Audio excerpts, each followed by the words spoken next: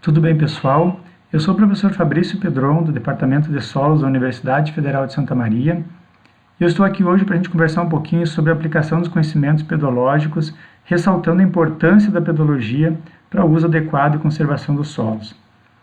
Então, essa apresentação ela vai mostrar em poucos exemplos as oportunidades e desafios relacionados ao uso da pedologia e sustentabilidade do agrícola. Eu espero, então, conseguir convencer vocês de que os conhecimentos pedológicos são imprescindíveis quando a gente deseja o uso sustentável dos solos. Então, a gente vai iniciar destacando o que é pedologia, né? É um ramo da ciência do solo, assim como a biologia, a microbiologia, a química e fertilidade, a física, o manejo e a conservação, que trata de processos genéticos, da morfologia, da identificação e classificação dos solos, seu levantamento, determinação de limitações e suas potencialidades. Então, a pedologia faz uso de informações químicas, biológicas, físicas, mineralógicas, entre outras, para entender os processos genéticos e o comportamento desses solos, como esses solos se comportam. E ela também fornece subsídio para todas essas outras áreas, especialmente a área de uso, manejo e conservação do solo. Eu gostaria de destacar também para vocês que o solo, que é o objeto de estudo da ciência do solo, ele é representado então pelo perfil do solo, que é isso que nós enxergamos aqui, desde o contato com a superfície, em profundidade, até talvez aí o contato com a rocha, o material de origem. E a pedologia se preocupa muito em aprofundar os conhecimentos de toda essa seção, que é extremamente importante. Quando nós pensamos no solo como reservatório genético, atividade biológica, desenvolvimento de raízes, e tudo isso acontece nessa seção, não somente na camada superficial ali de 0 a 10 ou 0 a 20 centímetros. Como a nossa agricultura tem se debruçado muito, dado um enfoque muito grande para essa camada superficial e muitas vezes ignorando informações em maior profundidade, ignorando as informações sobre o perfil do solo, e isso contribuindo para acarretar alguns prejuízos. A gente vai conversar então um pouquinho mais sobre isso na sequência. Bom, então, como nós estávamos conversando, a ciência do solo ela é formada por várias áreas, e a integração dessas áreas, dos conhecimentos gerados por cada uma dessas áreas é bastante importante para que a gente possa promover aí o manejo sustentável dos solos. Então, imaginemos que cada uma dessas áreas seja uma pecinha desse quebra-cabeça, seja uma parte do mecanismo que deve funcionar junto para que todo esse sistema funcione. E a natureza nos apresenta, nos desafia com problemas bastante complexos que a gente só vai conseguir enxergar quando todas as peças estiverem sendo usadas. Então imaginem esse quebra-cabeça, essa imagem de quebra-cabeça aqui, uma imagem que nós ainda não conhecemos ou ainda não temos a capacidade de entender, de visualizar toda a imagem completa, e a gente só vai conseguir fazer isso quando montarmos o quebra-cabeça, ou seja, quando nós utilizarmos todas as ferramentas, as pecinhas que a gente tem disponível para poder, então, visualizar essa situação, essa paisagem, esse problema, e poder entendê-lo e aí, então, achar a melhor solução. Por isso, mais uma vez, é importantíssimo que a gente considere todos os conhecimentos gerados, existentes, para que a gente possa entender os problemas de fato, a sua complexidade, e acharmos então a solução mais adequada para resolvê-los. Na sequência aqui eu trago como exemplo então diferentes paisagens que apresentam relevo diferenciado, material de origem ocorre em regiões diferentes aqui do Rio Grande do Sul, então também estão sobre influência climática diferenciada, e com certeza a gente vai encontrar solos que são diferentes e que apresentam potencial de uso e limitações também diferenciadas. Então, essa paisagem aqui de coxilhas mais declivosas, aqui coxilhas um pouco menos declivosas, aqui um relevo mais montanhoso, com declividades bem mais acentuadas, aqui uma área mais plana, mas com inundação, com excesso de água, talvez um ambiente hidromórfico. Então, essa diferença pedológica nesses diferentes ambientes aqui vão exigir, primeiro, reconhecimento dessa variabilidade de solos, e depois um entendimento de como esses solos se comportam e quais são as suas limitações, né? Não posso de maneira nenhuma utilizar todas essas áreas da mesma forma, utilizar as mesmas práticas de manejo para todas elas. Eu preciso ter esse entendimento mais aprofundado de quais são os recursos que estão aqui, como eles se comportam, para que a gente possa, então, selecionar as práticas de manejo mais adequadas para cada situação, né? Então, a diferença de solo é que muitas vezes ela ocorre dentro da mesma gleba e a gente precisa perceber isso e entender como isso afeta a estabilidade do ambiente e o desenvolvimento, né, a expressão genética das plantas. E hoje em dia a gente não tem como falar de ciência do solo, de desenvolvimento agrícola, sustentabilidade agrícola, sem falar da agricultura 4.0 e também da agricultura de precisão, que são ferramentas aí bastante importantes, né, e que têm contribuído bastante para o desenvolvimento agrícola e também para o conhecimento e preservação dos nossos solos, né? Essas ferramentas, elas se tratam de inovação tecnológica, elas preconizam integração de conhecimentos. A questão é que a gente precisa ser bastante críticos em relação a elas, né? Porque será que de fato todos os conhecimentos que estão disponíveis estão sendo integrados e estão contribuindo para que a gente promova manejos mais corretos, né? Será que elas têm atendido às expectativas? A gente sabe que o exemplo da agricultura de precisão, a maior parte das empresas que prestam esse serviço, se não todas, se restringem a uma fertilidade de precisão, né? Análise de fertilidade, mapa de produtividade associado à espacialização de nutrientes no solo.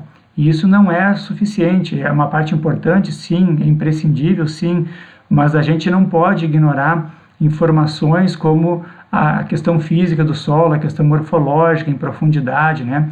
E é muito comum a gente ver hoje técnicos, né, muitas vezes as próprias empresas, divulgando isso, até mesmo os nossos colegas professores divulgando que, falando de propriedades de solo para alta produtividade das culturas, e aí citam apenas propriedades ou características químicas do solo, né, ignoram totalmente a questão do perfil do solo, da sua morfologia, da sua mineralogia, das suas condições físicas, enfim, né, que vão afetar também o desenvolvimento das plantas.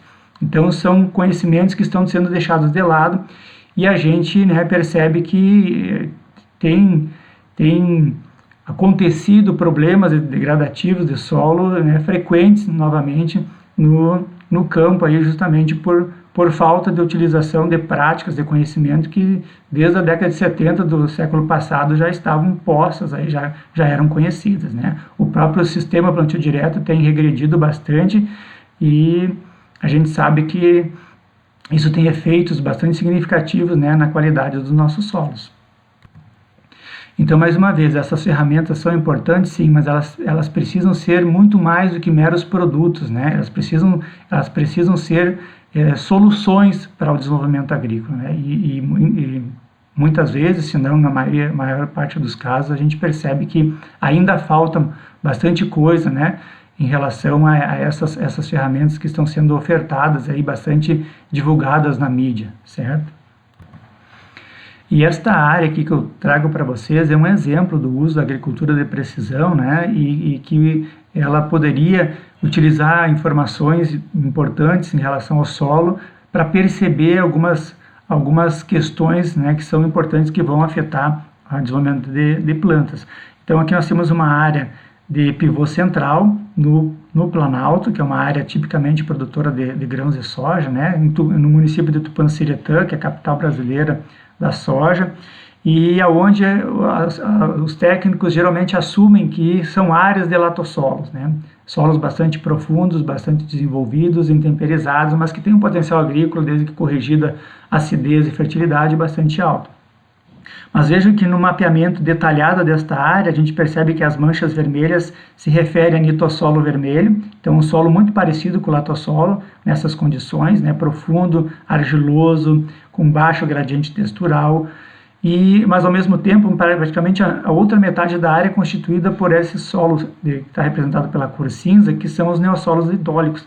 Vejam que são solos bastante rasos, muito diferentes dos nitossolos, que têm um baixo desenvolvimento, né, e várias limitações para o uso agrícola. Muita pedregosidade associada, muitas vezes inclusive com afloramento rochoso, horizonte A pouco espesso já assentado sobre a rocha, muitas vezes boa parte desse horizonte A aqui é constituída por fragmento de rocha e não solo. Então a dificuldade de penetração de raízes, a baixa retenção de água, a dificuldade de mecanização e a facilidade de erosão, porque muitas vezes a textura tende a ser menos argilosa nesses solos, torna esses solos muito frágeis ao uso agrícola. Então vejo, voltando para a área aqui, praticamente metade da área é solo raso, pedregoso, e aí a própria manejo da irrigação, desenvolvimento das raízes, é diferenciado nesses dois ambientes. Então não é, com certeza nesse ambiente, principalmente por ser um ambiente onde os produtores são capitalizados e investem bastante em adubação e correção, com certeza não é um ambiente onde a fertilidade seja o fator limitante. Nós temos outras questões aí, como a questão genética, morfológica, física, enfim, essa área tem problemas sérios de compactação, como boa parte, não ocorre aqui práticas de manejo conservacionistas, como no caso da principal, que é o terraceamento, e a gente encontra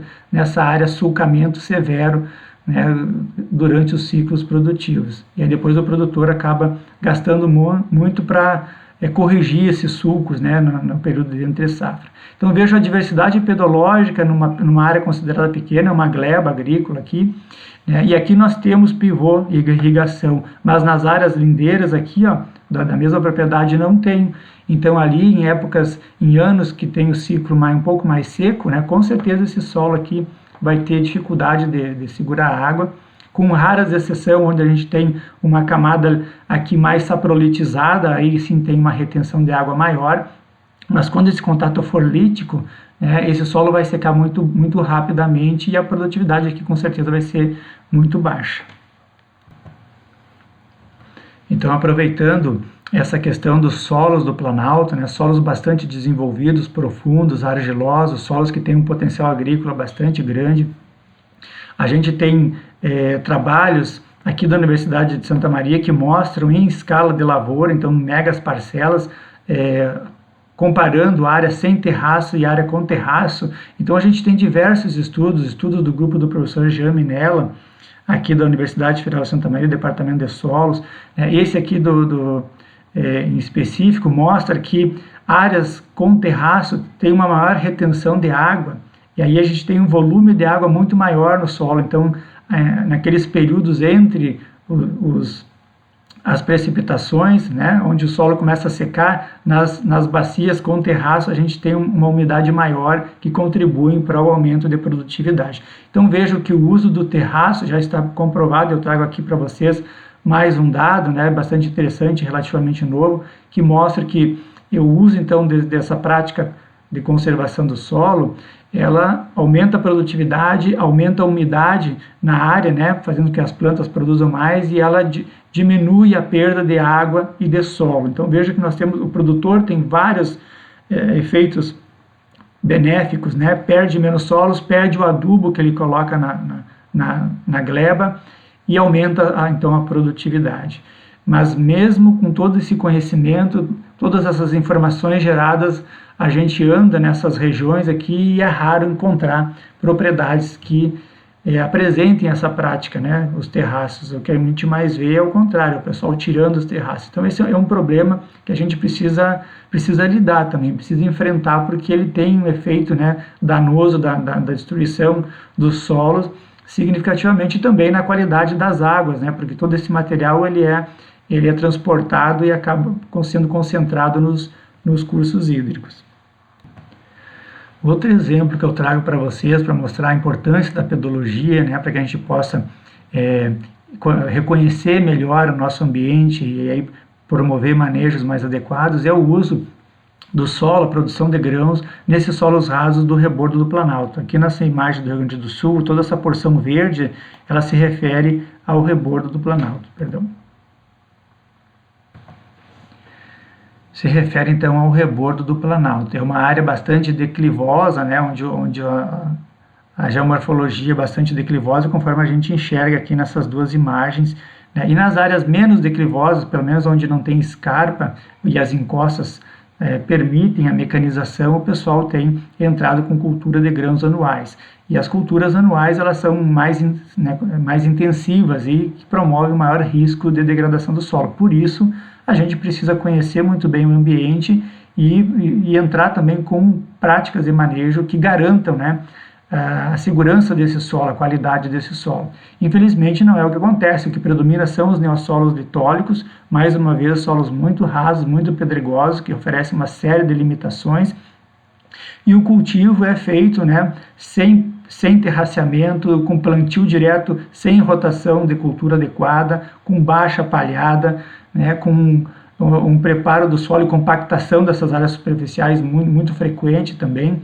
E aí a gente tem problema erosivo aqui nessa região gigantesco. As propriedades são pequenas, é claro, o produtor se sente contra a parede, sem muita possibilidade, mas o uso dessa forma, principalmente dessas áreas mais declivosas, tem gerado danos significativos, principalmente associado à perda de solos. Os produtores comentam muito que as pedras crescem na lavoura, Na verdade, o que acontece é a supressão do solo e aí a exposição dos fragmentos rochosos que faziam parte do perfil, E vejam que perder 1 centímetro de solo aqui é praticamente perder uma porção considerável do perfil. E esse solo demora aqui 200 a 400 anos para formar 1 centímetro. Então vejam o dano ambiental que a gente tem, social, econômico, para as próprias famílias que estão ali. Essa falta de conhecimento, de uso de práticas mais adequadas, traz um dano para a própria família, para a própria propriedade. Então, nesse tipo de ambiente, a gente precisa conhecer mais. Boa parte dos nossos estudos estão focados em solos bem desenvolvidos, latossolos, nitossolos, argissolos, enfim, esses solos que têm maior potencial agrícola. E esses neossolos litólicos, principalmente, são solos que somente nos últimos anos têm sofrido essa pressão agrícola mais intensa. E muito pouco estudo se tem feito sobre ele. Então, a gente ainda carece de muita informação sobre o comportamento desses solos. E a gente precisa, então, produzir isso e achar uma solução mais adequada de uso mais sustentável, mais correto dessas áreas, para que o produtor possa utilizar, mas que o solo possa ser preservado também, para que ao longo do tempo esse produtor tenha essa possibilidade de uso das terras. Os argissolos, principalmente da depressão central, no estado do Rio Grande do Sul a gente tem argissolo no Planalto, no Escudo, no litoral, enfim, praticamente em todas as regiões, mas predominam, são solos mais característicos da depressão central, onde a gente tem essa camada superficial bastante arenosa e um horizonte B-textural, um gradiente textural bastante grande aqui em subsuperfície. Então temos um horizonte A, um horizonte E aqui nesse perfil bem claro, bastante característico desses argissolos mais arenosos, e esse gradiente abrupto aqui do horizonte E para o horizonte B. Isso torna o solo mais suscetível à erosão, porque essa camada arenosa ela infiltra água muito rapidamente e a percolação aqui, a infiltração no B é muito lenta. Então, a possibilidade de escoamento de água subsuperficial, promovendo erosão subsuperficial por pipings, e depois o solapamento dessa área, dessa porção superficial, e mesmo erosão superficial também nesse tipo de solo, porque é um solo com baixa matéria orgânica, um solo que tem uma agregação mais fraca e por isso então é mais frágil. Então são solos que têm potencial agrícola, são bem desenvolvidos, profundos, mas que apresentam limitações bastante importantes, principalmente em relação à erosão e baixa fertilidade e também baixa retenção de água aqui nessa camada superficial. A variabilidade desse solo é muito grande na paisagem. Ora apresenta horizonte E, ora não apresenta. Esse contato aqui abrupto, esse gradiente textural abrupto, ora ele está a 1 metro de profundidade, ora ele está aqui a 20 centímetros. Então essa variação ela precisa ser conhecida. Tá? Muitas vezes o produtor e os técnicos têm bons objetivos de trazer o terraceamento, mas aí acabam fazendo o terraço em nível, e quando a gente tem a presença do horizonte E, o terraço em nível é a pior coisa para a gente para promover a erosão subsuperficial, né? Então, no caso de presença de horizonte E, esses terraços precisam ter um leve desnível para não acumular o excesso de água nesse horizonte E promover, então, potencializar essa erosão subsuperficial. Então, vejam que é muito comum a gente encontrar da minha encosta para baixo, né, o vossorocamento e o produtor lá gastando diesel e mão de obra com maquinário pesado para tapar essas vossorocas, assim como acontece nos latossolos e netossolos também do Planalto. Tá? Mesmo nos solos argilosos isso também é muito comum. Então vejam a situação, né, o custo. Aqui nós temos um material totalmente alterado, que vai ter que ser todo ele trabalhado durante vários anos para que isso se torne um solo, né, um solo com qualidade, como o solo natural, que há anos vem recebendo rotação de cultura, adubação, enfim, né, atividade biológica, todos os benefícios dessas questões associadas ao solo. E aqui na imagem de baixo, vejam que ainda hoje a gente encontra produtores que cultivam esses solos arenosos com gradiente textural, com elevada suscetibilidade à erosão, né, de forma convencional ou com plantio direto muito ruim e sem terraceamento e plantio linha morro abaixo.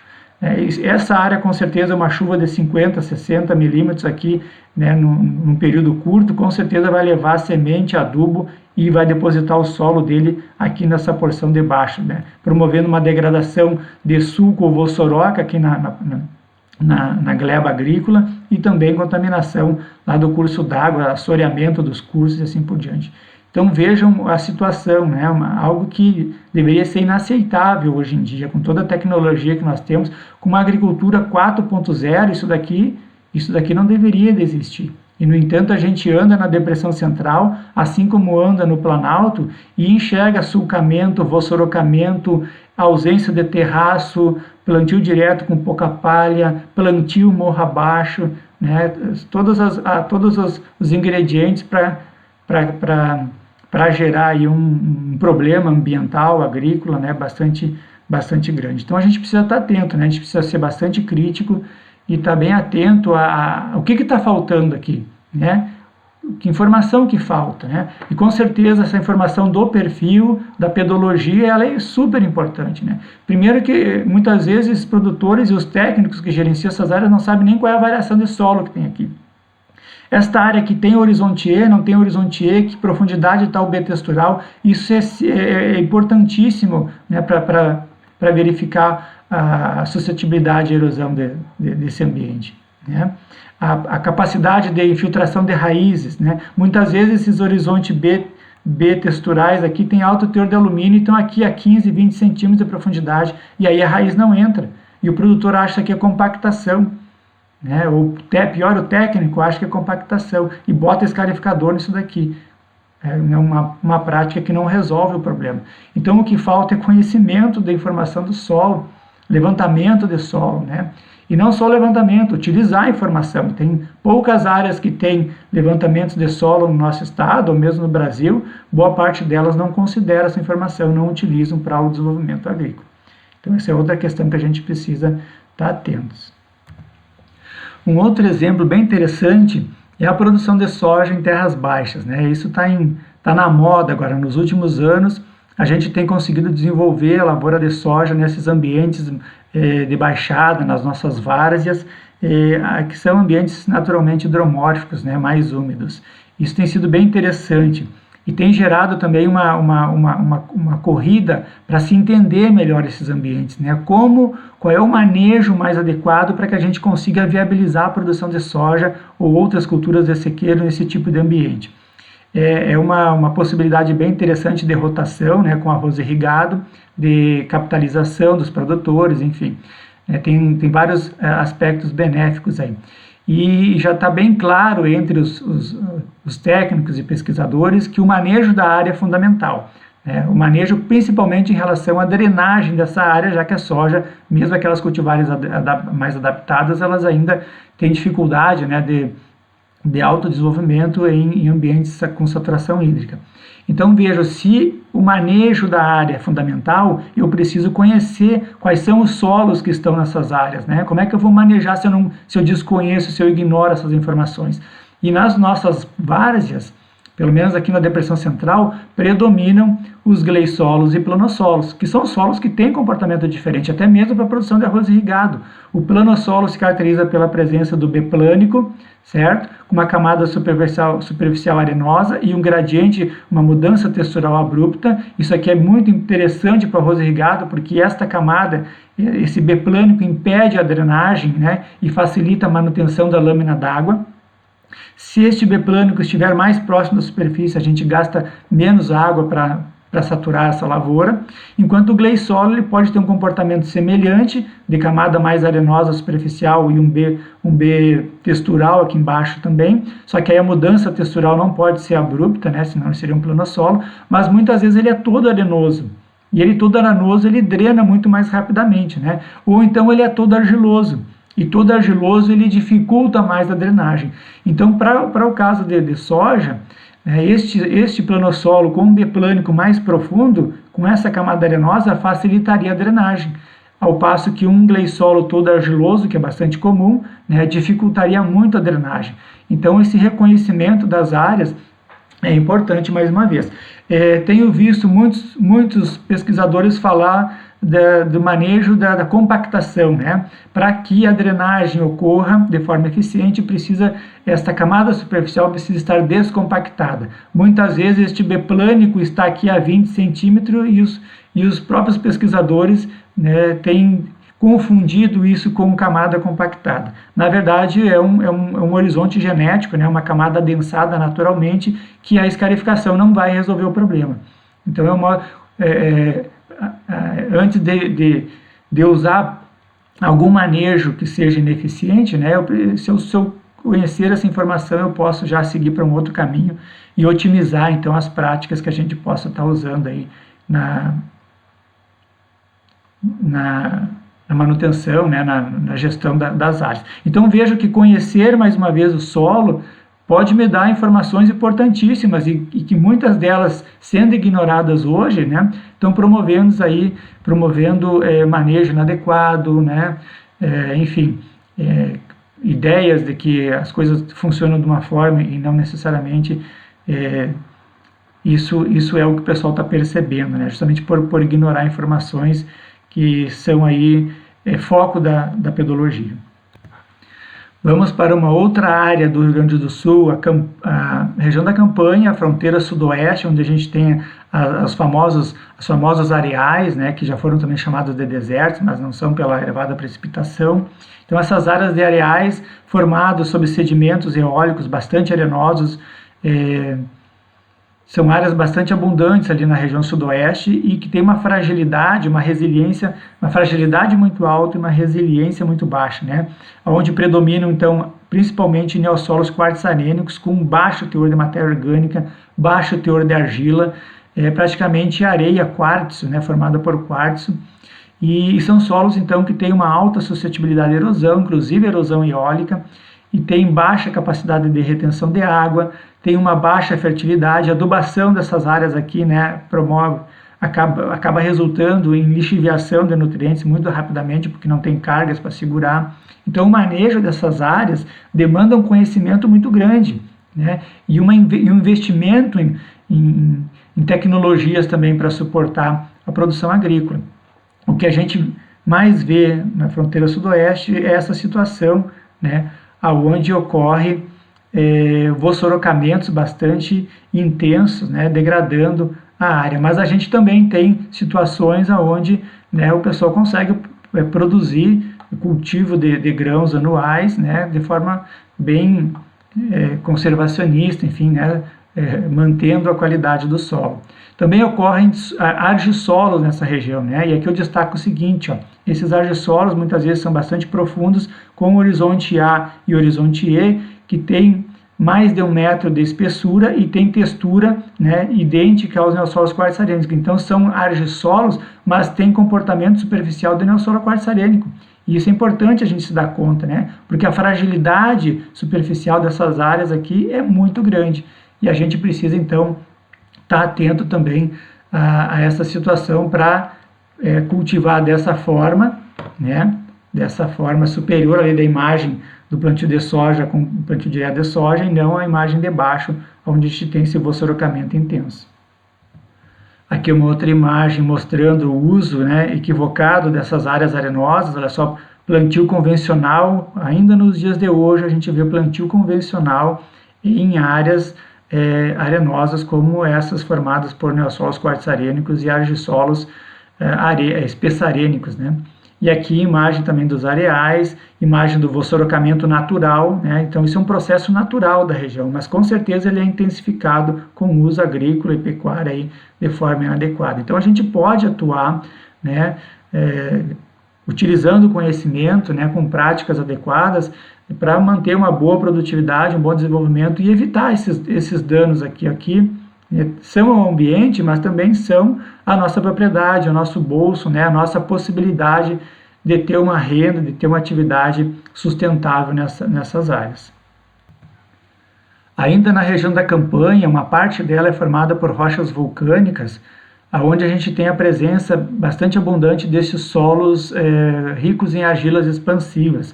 Então aqui nós temos um perfil de um vertissolo, né, e a principal característica do vertissolo é essa coloração escura, dada essa homogeneização da matéria orgânica e a ausência inicialmente dos óxidos de ferro, né, uma presença muito pequena desses óxidos de ferro que dariam coloração avermelhada ou brunada, e aí então o predomínio nestes solos de minerais 2:1. Esses minerais conferem um comportamento físico bastante peculiar a esses solos, né? São solos muito duros quando seco e muito plásticos e pegajosos quando molhados. E o intervalo de friabilidade, que é aquele intervalo ótimo de trabalho, ele é muito pequeno. Então são solos que, na maior parte do tempo, eles estão em condição de consistência, né, inadequado ao preparo agrícola. São solos hoje que têm um bom potencial para pecuária, né, para talvez reflorestamento, cultivo de arroz irrigado nas áreas mais planas, né, e principalmente hidromórficas, mas que oferecem um baixo potencial, né, e muitas limitações para o cultivo de grãos de sequeiro, porque são solos muito úmidos. Ocorre nesse ambiente aqui já com, né, boa parte hidromórfico, como nós falamos, e quando esse solo está molhado, praticamente essas argilas expandem e selam, né, e dificultam a percolação de água. Então a drenagem desse material é muito limitada. Por isso são áreas, muitas dessas áreas são áreas aplainadas, ocorrem, né, num relevo de baixada, mas que com certeza não se adaptam à produção de soja. Só que o pessoal está entrando com a soja, né? Está entrando com a soja e muitos entrando justamente porque desconhecem o solo, desconhecem essa limitação grande que o solo apresenta, e por isso muitos com certeza vão ter problemas, né, de produção, enfim, justamente por ignorar essa informação. Então vejo mais uma situação onde a gente poderia estar contribuindo, né, e muitas pessoas, muitos produtores deixando de manejar a área de forma inadequada, insistir numa prática, num cultivo, né, que não se mostra promissor nesse tipo de ambiente. Saindo um pouquinho do uso agrícola das terras, né, eu também trago um exemplo de uso urbano, de um uso não agrícola, né, nesse caso aqui o uso urbano, porque também é importante, né, nós que trabalhamos com a ciência do solo, que somos responsáveis pela gestão desse recurso, os solos ocorrem, né, em praticamente toda a extensão do nosso território. Então a gente também tem áreas de assentamento urbanos, né, que a gente precisa dar conta, né, dos problemas que ocorrem nesse tipo de ambiente. Então vamos pegar esse exemplo da imagem aqui, município de Tramandaí, município de Imbé, no litoral, né, aqui a linha de costa, diferentes lagoas no entorno, então uma área muito úmida, né? O nosso litoral é característico dele a presença de grandes lagunas e grandes lagoas, e isso faz com que em boa parte desse litoral, né, a gente tenha o lençol freático praticamente na superfície. Nesta área aqui, litorânea, ocorre uma diversidade de solo bastante grande também. Mas com certeza, como são áreas formadas por sedimentos recentes, né, seja de origem marinha ou lacustre, predominam esses solos arenosos como os neossolos quartzarênicos, ora bem drenados, os órticos, né, ora mal drenados, os hidromórficos. Então, isso aqui é uma imagem da unidade Osório, né, um neossolo quartzarênico ártico típico, mas aqui em torno dessas áreas inundadas, a gente tem muita unidade curumim também, que é o neossolo quartzo-arênico hidromórfico. Bom, este solo, como a gente já falou, é um solo bastante frágil, muito arenoso, né? E vocês imaginem qual o volume dessas casas aqui que de fato tem coleta de esgoto, né? Que a Corsã consegue coletar e tratar o esgoto, né? Com certeza a metade, pelo menos, desse espaço aqui, né, o descarte é feito por fossa séptica. E com o lençol freático muito próximo da superfície, em dias de chuva, né, a gente tem o afloramento dessa fossa séptica também. Então, é uma condição totalmente inadequada, né? Esse material contamina os recursos hídricos, não só o solo, mas também os recursos hídricos. Então, são situações que a gente deveria ter previsto, né? Não deveria se permitir o assentamento sem antes ter essa garantia de que o solo se respeita a potencialidade do solo. Quando ele não tem, então se criam, né, manejo que resolvam esses problemas, e que a gente tenha estruturas urbanas que também deem conta desses problemas que podem ser potencialmente poluentes, né, e que causam degradação ao ambiente. Então veja um exemplo bem simples, né, mas importante, de um ambiente bastante frágil que apresenta uma diversidade de solo que é praticamente ignorada, né? E aí se criam problemas ambientais, problemas sociais, problemas econômicos e assim por diante, por se desconsiderar essa informação do solo. Então, mais uma vez, aqui também o solo não é a camada superficial, o solo é todo o perfil. E como esse perfil se comporta?